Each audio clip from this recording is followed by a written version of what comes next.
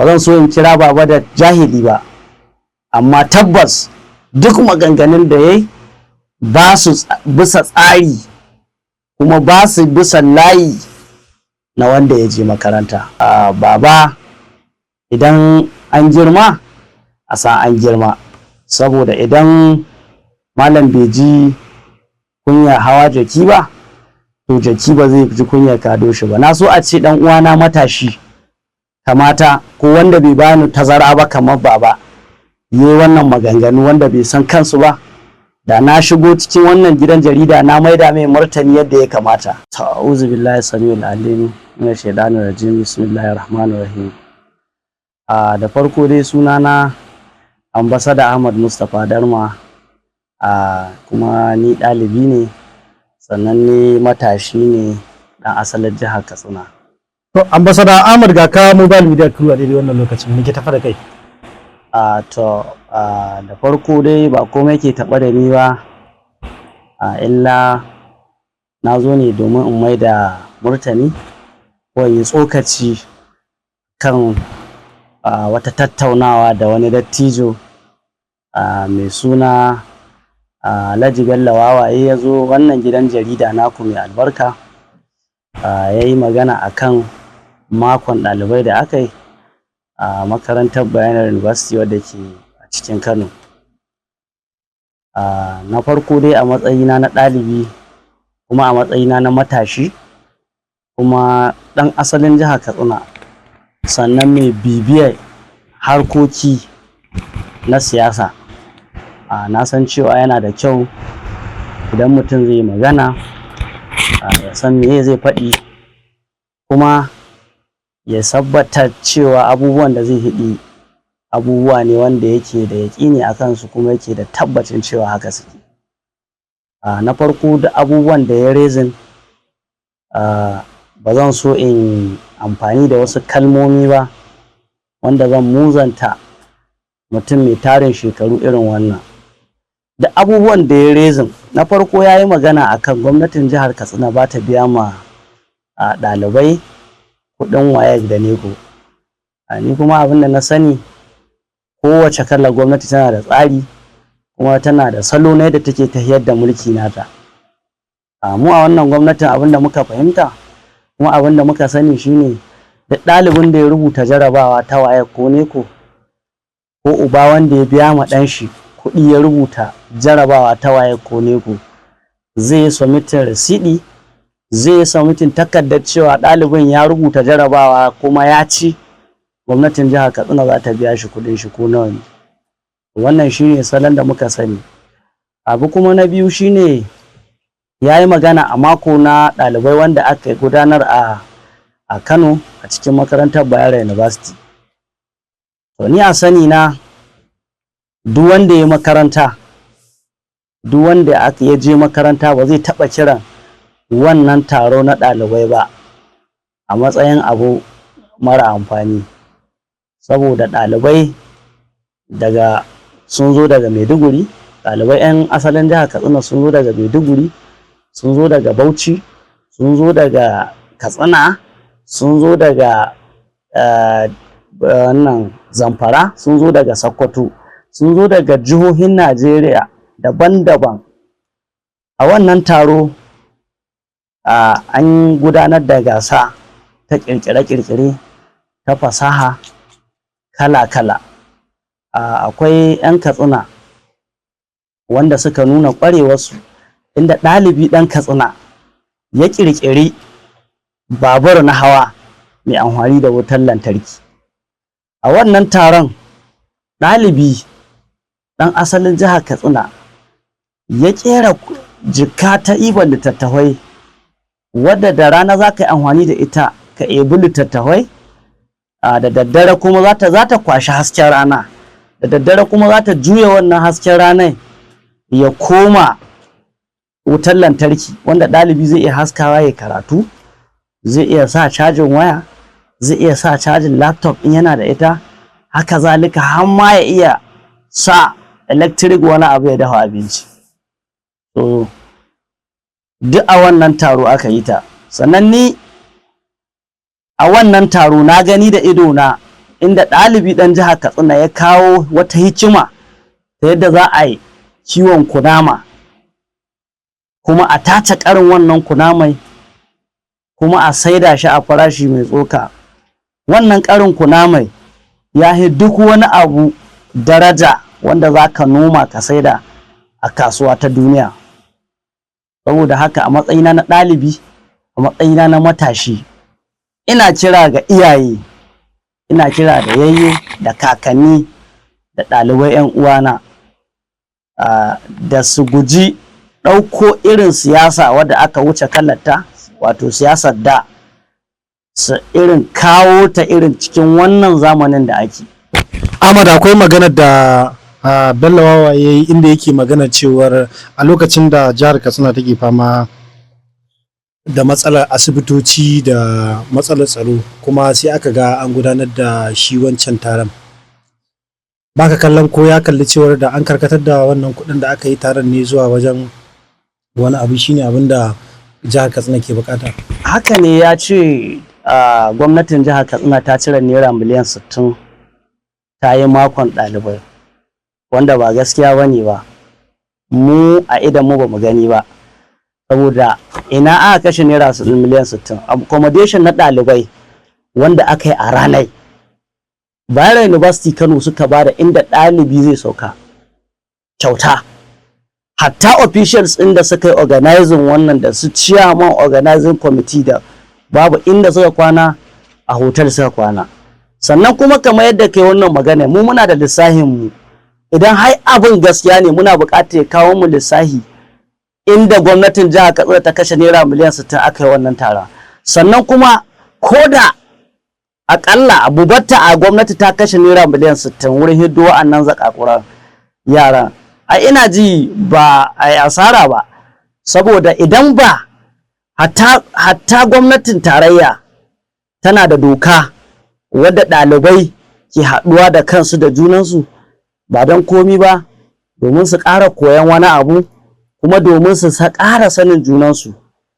To baba bai gane cewa ba ita wannan taro ko shi ilimi ba dole sai an shiga aji ba ake koyan wasu abubuwan. Wani lokaci irin wa'annan abubuwan ana amfani da su domin a tallata ita jihar Katsina gabaki ɗaya. Saboda a wasu jihohi abun mamaki ne ga ɗalibi matashi ya tsera babur na hawa. A wasu jihohi abun mamaki ne, a ƙasashen duniya ma gabaki ɗaya abun mamaki ne ɗalibi ya kawo hikima ta ciwon ita wannan kunama. Kuma a nan gidan jarida na taɓa sauraron wannan shi dattijan a lokacin da yake ƙoƙarin garzaya wannan gwamnati. To muna so kuma ita wannan hirar da idan ka saurare ta dan jarida za ka gane cewa tuƙa ce da warwara, cikinta akwai tuƙa da warwara. Malam Dukko ya yi alƙawari kaza, Malam Dukko ya yi alƙawari kaza, Malam Dukko ya ce kaza bai yi ba, ya ce kaza bai yi ba. To ni a sani na, ko da akwai alƙawarin da wannan gwamnati ta yi bata cika ba, a shekara 3 da ta yi akwai ta ci kusan kaso 80% akan alƙawuran da ta yi wanda bata cika ba, wanda ta cika sun yi yawa akan wa'anda bata cika ba. Kuma bugu da ƙari, baba bai fahimci shi irin wannan taron amfane shi ba ga ɗalibai. Ɗalibi zai zo ya ƙirƙiro fasahar da Allah ya mai. Wani abun ba sai an shiga cikin aji ba, a'a za ka ƙirƙiro ka hiɗi irin baiwa da fahimta da Allah ya ma, sai kai wani abu ta wannan hanyar. Ko da baka ci ta hanyar ilimi ba, to ta wannan hanyar za ka iya samun rayuwa mai kyau, kuma za ka iya samun inganci cikin abubuwan da ka. Yanzu misali kamar yaron da ya ƙera jaka, take yanki aka ce guda 50 domin a fara gwadawa ta ya za a creating wani abu inda zai dinga sana'a da kanshi, yana ɗalibi kuma yana wani da basirar shi, ko ta wannan zai iya rike kanshi ya zama ya gama karatu. Ahmad, mu kalli wata magana da al'ummar jihar Katsina wasu daga ciki suke yi, musamman 'ya'yan 'yan jam'iyyun adawa suke kallon cewar menene dalilin da ya sanya ba a gudanar da shi wannan taron a jihar Katsina ba, suna kallon cewar kamar an ɗauki kuɗin ne an tafi jihar Kano an gudanar da taron.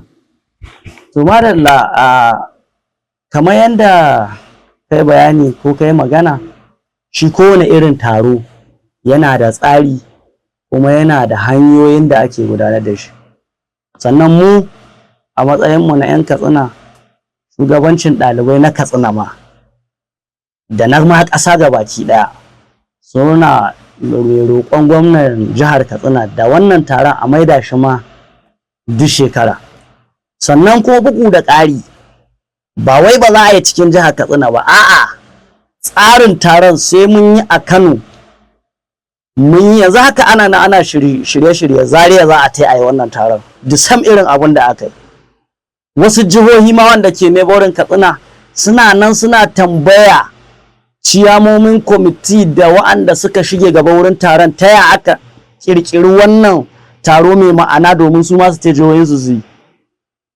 Saboda haka sai mun je Zaria, daga can kuma mu ga ina ya dace mi Katsina za ta kasance ita ce ƙarshe, a nan ne za a yi grand final a cikin jihar Katsina, inda za mu gayyato mutane da dama, za a gayyato turawa, za a gayyato masu haƙƙi waɗanda suka san ilimi, za a gayyato su zo jihar Katsina, domin ina mai tabbatar ma ita ce inda za a yi wannan abu na ƙarshe. Kuma idan baba gwanin shi yake son ya wasa, to ba mu hana ya wasa gwanin shi ba, amma muna so baba ya sani cewa shi tarihi a rubuce yake. Kamar yanzu wannan hirar da ya sani cewa tana na an yi saving ɗinta a wayoyi, an yi saving ɗinta a kwamfutoci, an yi saving ɗinta a cloud da su hard disk da abubuwa duk da ake iya aje a hira wadda take da amfani irin wannan. Saboda wata rana za a ɗauko bidiyon shi, abin zai amfani ko ga 'ya'yan shi ko wani nashi, a ce ga abin da wata rana ɗan shi ko wani nashi zai iya nema ya wani abu, wata mu'amala ta mutane, inda za a ɗauko wannan hira tashi a ce ga abin da baba ke ya hidi ya ce kaza wanda ba gaskiya ba ne.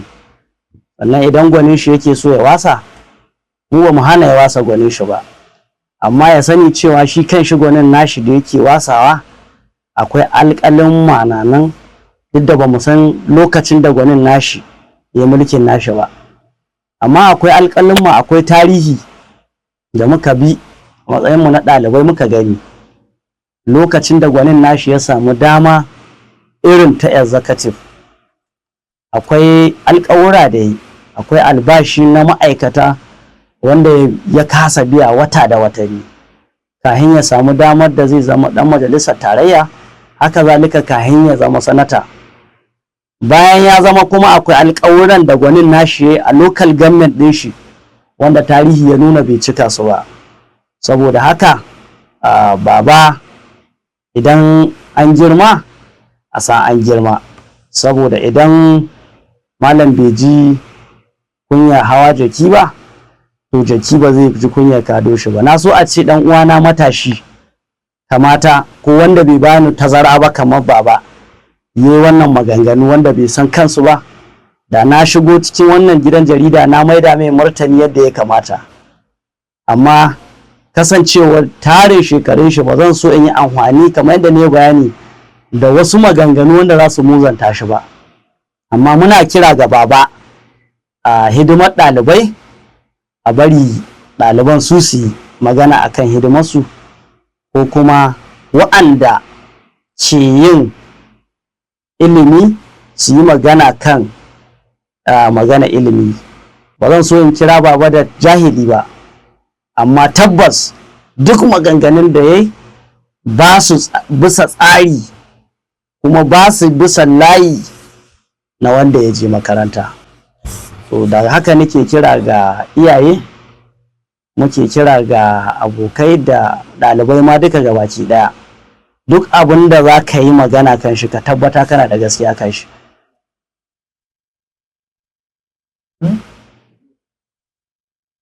Da ƙarshe wani sako ke gare ka ga al'ummar jihar Katsina?